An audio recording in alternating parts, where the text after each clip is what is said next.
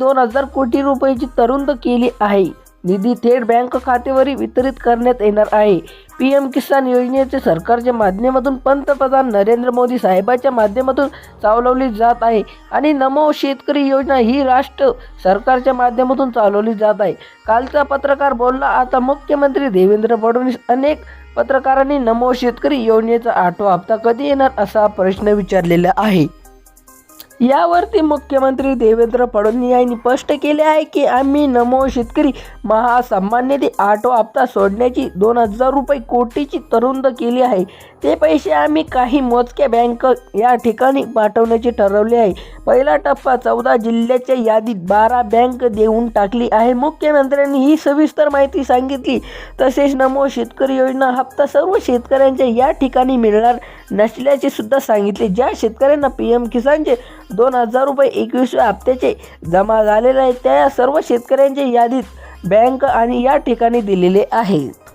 त्यामुळे तुम्हाला जर PM किसानचे योजनेचे 21व्या हप्त्याचे 2000 रुपये बँक खात्यावरून मिळाले असेल तर तुम्हाला आता नमो शेतकरी सन्मान निधी 8वा हप्ता घेण्यासाठी तयार राहायचे आहे. कोणत्याही जिल्ह्यामध्ये कोणत्याही बँकेमध्ये हे पैसे आज सोडण्यात आले आहेत. तुम्ही नक्की पहा आहे की बांधव आज डबल खुश होणार आहेत.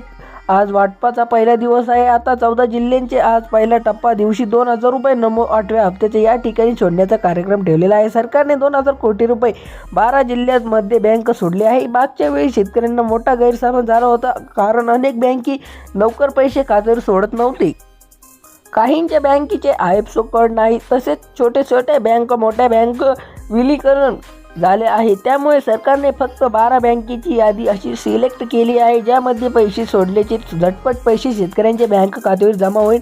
अशा 12 बँकेची सरकारने यादी केली आहे आणि 12 बँकेमध्ये या 14 जिल्ह्यांची यादी ठिकाणी दिले पाहायला मिळेल. यासाठी 2000 कोटी रुपयांचे चेक बँक मुख्यमंत्री देवेंद्र फडणवीस यांनी पाहायला मिळेल. आजपासून सकाळ अनेक शेतकऱ्यांच्या बांधवांना नमो शेतकरी सन्मानचे 2000 रुपये जमा केले जात आहे. जिल्हा यादी शेतकऱ्यांना हा उल्लेख पहिला टप्पा 24 जिल्हा यादी लिस्ट सांगत आहे. त्यामध्ये जिल्ह्याची समस्या आहे. छत्रपती संभाजीनगर शेतकऱ्यांना 37 लाख, कोल्हापूर शेतकऱ्यांना 38 लाख, जळगाव शेतकऱ्यांना 92 लाख, शेतकऱ्यांना 16 लाख, नांदेड 13 लाख 33 लाख, बीड शेतकऱ्यांना 25 लाख, बुलढाणा शेतकऱ्यांना 25 लाख, लासूर शेतकऱ्यांना 24 लाख. धन्यवाद.